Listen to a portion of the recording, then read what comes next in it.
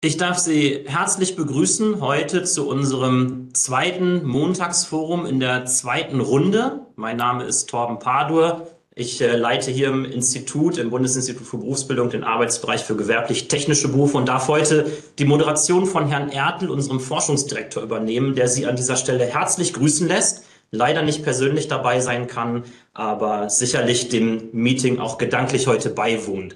Schön, dass Sie da sind. Heute wird es im Montagsforum international. Ich freue mich, dass wir einen Gast aus Helsinki, aus Finnland haben. Ich habe gerade schon gehört, er sitzt in Berlin. Trotzdem werfen wir den Blick über den nationalen Tellerrand forschungsbasiert, lernen ein Imitation Game kennen und können uns dann gewohnt nachher nach dem Input noch austauschen. Und ich freue mich, dass an meiner Seite Stefan Winnige bei uns aus der Forschungsabteilung sitzt, der den Kontakt oder die Abteilung den Kontakt zu Herrn Segersven hergestellt hat. Insofern, lieber Stefan, schön, dass du da bist. Vielleicht von dir so ein paar einleitende Worte, damit wir wissen, was kommt da auf uns zu. Und dann, Otto, the stage is yours. Ich freue mich. Der Vortrag wird auf Englisch sein. So viel vielleicht vorweg. Die Diskussion nachher auf Deutsch. Ja, vielen Dank. Auch ein herzliches Willkommen von mir. Es freut mich sehr, Ihnen heute Otto Segersven vorstellen zu dürfen. Derzeit hält er ein Postdoc-Stipendium der finnischen Kone-Stiftung und beschäftigt sich mit der Frage, what sets us apart, identifying AI-enhanced expertise in human-machine interaction, also der Frage, was uns Menschen von Maschinen unterscheidet. Zuvor hat er an der Universität Helsinki in Soziologie promoviert. Er ist ein wahres Sprachtalent, denn neben Finnisch, Schwedisch und Spanisch beherrscht er auch Englisch und Deutsch. Den Vortrag wird er der Einfachheit halber auf Englisch halten, da die Folien schon alle auf Englisch sind. Die Fragerunde im Anschluss wird jedoch auf Deutsch stattfinden. Was verbindet die Arbeit von Otto Segersven mit der Arbeit des BIBBs? Er war Teil eines Workshops, der von unseren Kollegen Jens Dörpinghaus, Michael Thiemann und Robert Helmrich auf der diesjährigen European Conference on Artificial Intelligence ausgerichtet wurde. Daran anknüpfend wird er uns heute seine Arbeit Introducing the Competence Imitation Game, a Research and Teaching Tool for Context-Specific AI Literacy vorstellen, an der er gemeinsam mit seiner Kollegin Linda Manila arbeitet. Dabei handelt es sich um ein Tool, das uns helfen kann, besser zu verstehen, was in einem spezifischen Kontext als Kompetenz angesehen werden kann und wo KI in Bezug auf diese Kompetenzen an seine Grenzen stößt. Eine Frage, die uns auch im BIP beschäftigt, denn schließlich ist das Ziel einer jeden Ausbildung, junge Menschen die Kompetenzen zu vermitteln, die sie auf ein erfolgreiches Berufsleben vorbereiten. Jetzt freue ich mich auf einen interessanten Vortrag und übergebe das Wort an Otto Segersven. So, vielen Dank für die Präsentation. Ich bedanke mich über die Möglichkeit hier für euch meine Arbeit zu präsentieren, für BIBB und auch diese deutsche institutionelle Milieu. Ich hoffe, dass meine Arbeit auch hier relevant und interessant ist. Wie schon erwähnt, ich kann eigentlich ganz okay Deutsch sprechen, aber meine Arbeitssprache ist auf Englisch und werde dann meine Präsentation auf Englisch halten und dann später antworte ich gerne an die Fragen auf Deutsch auch. Dann fangen wir an. So this is a work that I've been doing together with my colleague Linda Manila at the Department of Computer Science. So in a nutshell, what the research is about is the assumption that how AI will shape our lives and also consequently the skills and the knowledge that we need to adapt to a world with AI depends a lot on what we do both in work and everyday life, depending on if we are working in an information-intensive job, programming or research, or if we are working more in practical work, such as nursing or sales. So it depends a lot on the context. And the challenge is how do we discover and promote this kind of context-specific AI knowledge that emerges within these different societal contexts. So shortly about me, I already was presented quite extensively by my colleague. Maybe about my research background. So my background in the sciences is in the social sciences.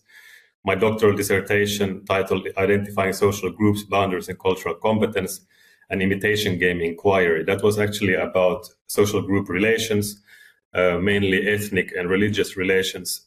So it had little to do with AI, but what the connection to my current work is that I used a method called the imitation game, which is directly inspired from the Turing test.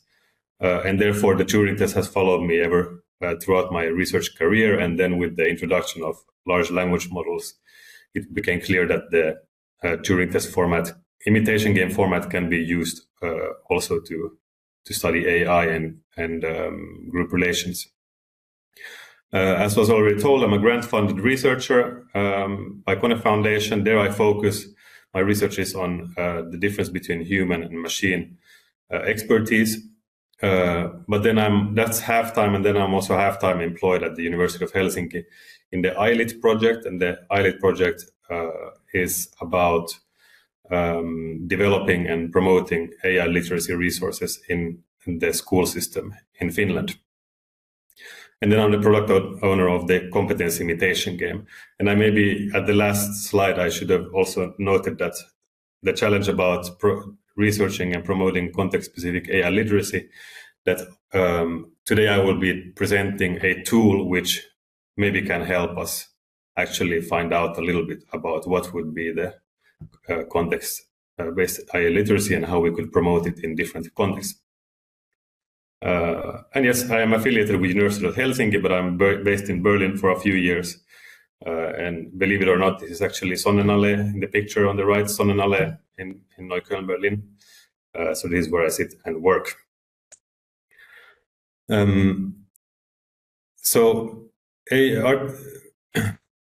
What we think in our project is that education and lifelong learning are at the forefront of integrating AI in society successfully. And this is because depending on the use or how we use AI, it can lead to very different outcomes. It can either, if you use AI, if you rely on AI too much, it can lead to so-called cognitive atrophy, meaning that you basically not only it hinders you from learning new skills, but it actually makes you lose existing skills, such as writing and analysis. If you use AI too much to support that, then you forget about these skills or become less skillful in this yourself. But then with the correct type of use, it could lead to what scholars call intelligence augmentation, which means that you could basically, with AI, you can do something that you would not be able to do without AI. Then there is also called something like mindless or mindful use of AI. And then there's the question of if AI boosts or stifles creativity, inspiration, joy, autonomy, and curiosity. And here we can also think about education from this old adage of it's not about filling a pail, but lighting a fire. So if not only if AI makes education more efficient and effective and so on, but also what does it do about our own curiosity and motivation about actually learning things, which is also important to consider this bigger picture. So AI literacy is considered a very important component of making sure that AI is then integrated and used in a way that leads to better outcomes in society. Widely cited definition is by Long and Magerko, which goes as a set of competencies that enables individuals to critically evaluate AI technologies, communicate and collaborate effectively with AI, and use AI as a tool online, at home, and in the workplace. So it's a very broad concept in the end. It is not only about knowing basic machine learning concepts or how classifier or recommender systems work. It's much more, it's deeper and broader concept than that, or skill than that. It is recognized as citizen competence by the EU, OECD, and the European Commission. So it is. So it also has institutional recognition as an important thing, and it is being promoted and developed in these larger institutions as well, and also with UNESCO. So there are a few challenges with promoting AI literacy. First of all, if there are any teachers or people with experience from teaching, you all know that teachers already have limited resources and time, and always when there's new things that needs to be then taught among the students, then it's a question of where should this time come from, how should it be fit into the curricula. So there is the challenge of how to get these complex concepts and this information knowledge taught with little efficiently without using too much time and resources and not being away from other things to teach. And then there's been shown also in this specific context about AI literacy that there is a lack of hands-on activities beyond direct content teaching resources. So now there are a bunch of different AI literacy resources involving a set of slides that you can use to teach, but there are not so many games or activities that teachers could use in education to teach about AI. And then we come to this point that I made in the first slide, that the variation in the type of AI literacy required across different domains of practice and where AI systems are used. And I will go more into this now. So the basic point is that the use and impact of AI technologies and also therefore the type of AI literacy required varies depending on the context. So if we are working within education, either as in the role of teachers or pupils, or in the domain of therapy, healthcare, sales, programming, research, each of these domains is shaped by AI in different ways, and AI supports working tasks in different ways. And people who are active in these fields also then face specific questions and challenges that people in other fields do not face. And one important thing about this is also that the domain practitioners, that is those experts within these fields who have experience in using AI in their practice, they have this kind of context-specific knowledge of AI, not the system designers in Silicon Valley, and often also not AI literacy researchers, because we do not have the expertise in programming and using AI to support our task in programming to actually know what are the new skills that are required to use AI in this context. So the challenge is, how can we get the domain practitioners' own experience and tacit knowledge, or how can we harness it to discover and promote context-specific AI literacy? So here comes the Competence Imitation Game, which is both a concept and app that we have been developing in University of Helsinki. It is based on the classical Turing test. In the 1950s already, Alan Turing asked if a machine can think. So it's a classical paper on artificial intelligence, and he devised this so-called imitation game or so-called Turing test to decide whether, or as a measure of whether the machine can think. And it works like that we have a person whose task is to distinguish whether he or she is talking with a computer or another person. This so-called judge then asks questions, whatever it might be, and then will receive always two answers. One comes from the computer, one comes from the other real person. And then based on these two answers, the person needs to decide which answer comes from a machine and which comes from a person. And if during a series of questions or a short conversation, this person cannot distinguish between the two, then the machine is considered intelligent. So this imitation game, this Turing test has then can be adapted to taking into consideration different social groups. So in this programmer's game, we have then it's not a human trying to distinguish between a machine imitating a human and another human. In this case, it is a programmer, a practicing programmer who has the task to distinguish between whether he is talking with another programmer or, in this case, ChatGPT prompted to imitate a programmer. This is how the data looks like, or the conversation looks like. So there is a question that the programmer asks. If you're stuck with a programming task, how do you go about solving it? So there the programmer has asked about the kind of practice-based issues within programming. Then he or she gets one or two responses, respondent 1 and 2, and then after that there's an assessment, and in this case they assess that answer 2 is more convincing. The answer points out that problems can be of many different kinds, and so on and so forth. So the idea here is that when you do imitation games with specific expert groups, then these participants, they need to think about, so what do I have in common with my peers that may not be known by or replicable by an AI system? What are the skills and knowledge that we have in common that only us humans know, that the computer doesn't know about? So it makes you think about the human-machine difference during the game. But we will get, later I will get into why this can be used in a pedagogical way. Now I will give a short demonstration of the prototype that we have developed so far. Hopefully this technical ordeal goes well. I will stop sharing and share a different window with you now. Okay, so now we have, what we have now open in front of us is kind of the imitation game, the organizers page.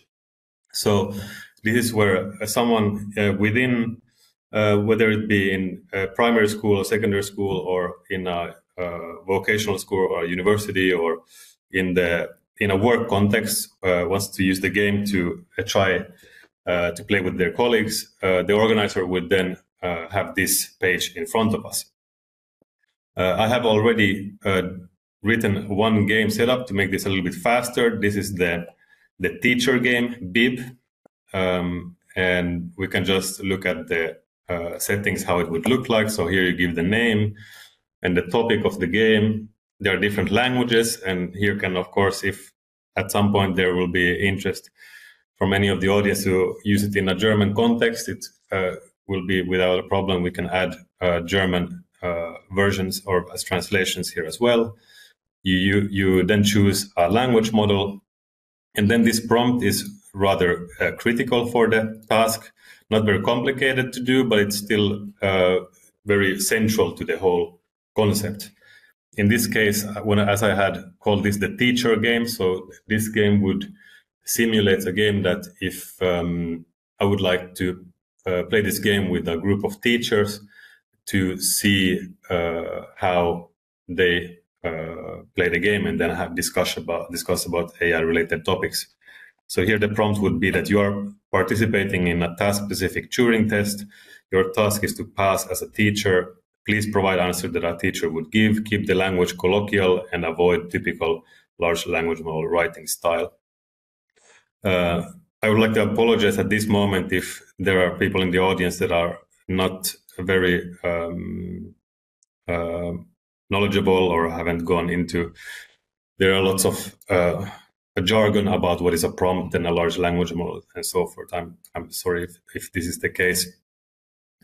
Then you can change the creativity level, and you can try the AI response. If I'm unsure if the prompt works, then I would ask here as an example question. So what are the biggest challenges in your profession? Just to see how the prompt works and what kind of answers it gives. Okay, here we have then this typical prototype situation error, but it might be because I have saved this from before, so this doesn't work now, this example bit. But then here in the game instructions, you would give the instructions for the participants to be shown then in the app itself. And then if you do this for research purposes, then you want a research consent. Then there you would add the kind of your text, depending on the purpose of your research, what you will do with the research and so forth. So you can here add your text on it by itself. So we have this game, and once we have saved it and made all the configurations, we can start sharing the link to different players.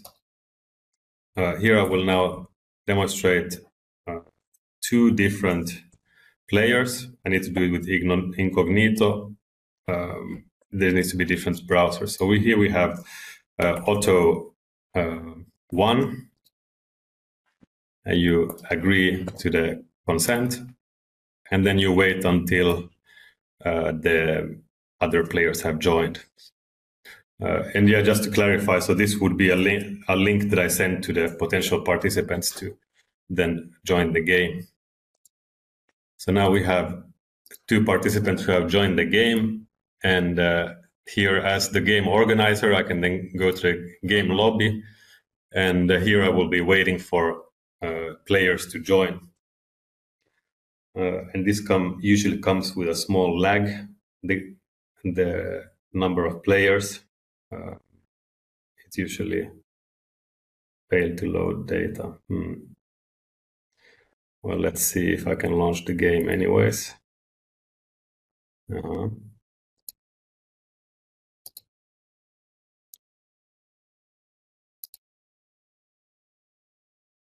There we go. Put it in English again so we don't get gibberish. And then we launch the game. Once the game has launched, the players themselves, they will have a interface like this. They have a judge, and then they play as a real player. So in the judge's role, they would then ask, if I were a teacher, I would ask, oh, that's the same. So, hi there, what do you think is the most challenging part of our work? Or send the message, and this message would then be sent to the second player. And here you can see that this is blinking, so the second player realizes, okay, I have gotten a question from a colleague, and here I would then answer. Not being a teacher, I would not know what they would answer, but I would maybe start saying something like, hi there. For me, the most challenging part of being a teacher are the long working hours, pressure to fill the curricular standards, and so on, and blah, blah, blah, blah. So we move on like this. And then, of course, this player would, because all players play these both roles, both as a judge, this person could also then ask a question similar. So, hi, in what subject do you teach and why? And then we go to the other player. We can see that this other player in the judge role, they have received now the answers. One of them is then the one that I have written. Here you can see it's the number 1. And now, unfortunately, we already know which one is which. So I would then pick here that number 2 is AI. I could here then, let's see the answer. Honestly, I think the toughest part is keeping every student engaged while meeting different needs. But I think that takes patience and creativity. So yeah, and as you can see, the answers are kind of, the length of the answer is then fitted with the original answer. So here the judge would then put a confidence level. I'm very confident. And here I would answer why. I think answer B is AI because, and so on and so forth. And answer 1 is a human because they show this and this in their answer. So submit that, and then I get to the next question. And then I also have here a question from the other player, and then this goes on until all of the players believe that they have identified who is who. They make a final evaluation based on all the questions and answers, and that finishes the game. So now we'll go back to my slides. I need to share this in a different way.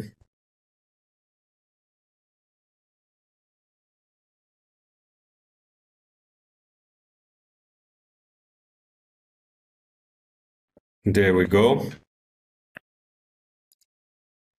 So we had a prototype demonstration.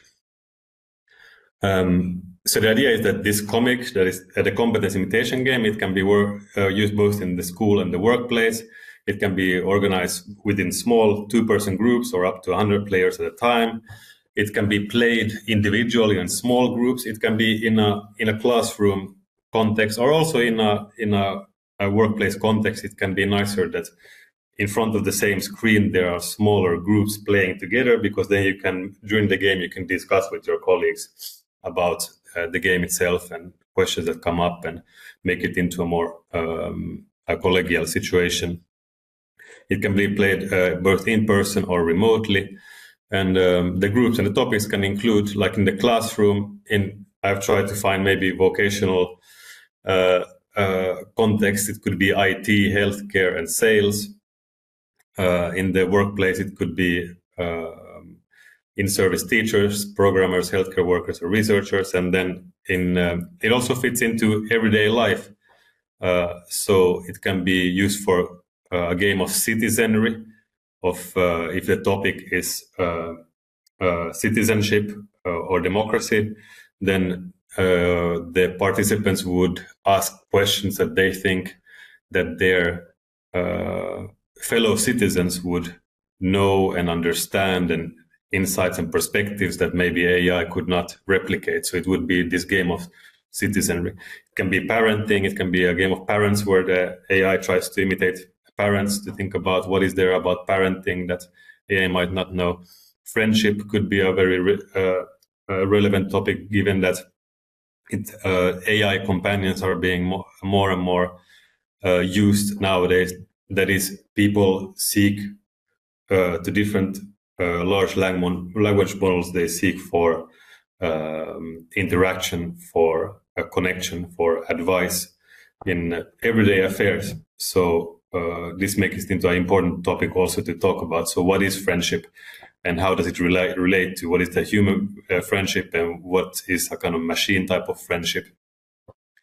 Learning, it can be also in the school classroom. The game can be just being a pupil, especially among young children. It can be about, so what do I have in common? What is it about the life of being a pupil in the classroom that the machine might not know?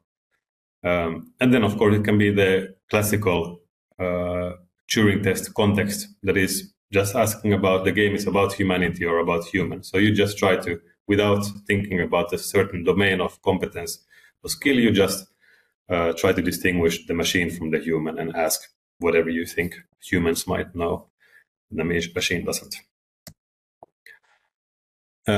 So how do we think that this can teach us about context-specific AI literacy? First of all, during the game itself, we believe that the participants, they need to reflect and explore what they have in common with their peers in their context that is unknown by AI systems. So this already makes them reflect upon what kind of skills and knowledge do we have that maybe AI doesn't know or cannot replicate. And in this sense, it is also learning through discovery with your peers. That is, we don't have pre-made concept about this is machine learning and this is how algorithms work. It is more that they discover about AI within their context based on their own discussions and reflections. But then after the game itself, there is then there can be a post-game discussion. And this post-game discussion, there the game's role is more, in a sense, to have woken up thoughts, spurred associations regarding AI within their own life or within their own context. It can then be discussions about what counts as competence in our field, what can we do that machines cannot, when, to what end should and should not AI be used in our practice, how will AI change our work in the near future, what kind of upskilling, reskilling, and or de-skilling will take place in the field. So discussions can go into different directions, and here the imitation game that has been played before kind of works as a basis for these discussions. And then for research purposes, which I am more focused at the moment, is then simply to use the game to you analyze how accurately can different groups identify AI from group members. This would tell us about how well AI knows different cultures, what kind of questions and evaluations do participants make. This tells us about, type of questions and evaluations tell us about how do participants perceive that they differ from AI, or perceive that they have something in common that AI can't replicate. And then if you see which are then actually accurate in identifying between the two, you can tell which are mere perceptions and which are actually true. Yes, and then it attends to our very old perennial questions of what makes us human. So the work that we have ahead of us now is that the so-called minimal viable product will be ready by the end of this year. This means that it will be a very basic version that can be used. It will look quite similar to what I showed you just now, but it will be publicly available, and it will actually work without bugs, hopefully. And you can use it to get the game experience among the participants, but also as a researcher, you can get the data, you can test it in a classroom setting and so forth. And we'll be running pilot testing with teachers and students the whole next year. We have already done a couple. And then I will be conducting comparative domain studies with this method all the way up till 2028. And also we will be developing the pedagogical concept until then. And this is also something that this app is developed at the University of Helsinki, and this by no means meant that it will be developed for me alone to use. So we will be more than happy if there are any who are interested in different contexts in Finland or beyond, in Germany, for example, to also use the concept to develop on it, see how well it actually works, in what things it works and what things it doesn't work. So we will be happy to, of course, it will be made publicly available. And the data is stored anonymously and securely on our servers. And also all the conversations that are fed into the chatbot, all the answers that are questions and answers that are fed into the chatbot, they are within a closed server of the University of Helsinki. So they don't get sent to Silicon Valley to be used as to train the algorithms further. So in that sense, it's also ethically consistent with the ethical standards of research in Finland, at least. Here are some references for the work that I have cited here. And that was it. Thank you very much. Herzlichen Dank. Oh, Otto, du siehst schon die Daumen hoch und die klatschenden Hände einfliegen. Spannende Einblicke. Vielen, vielen Dank.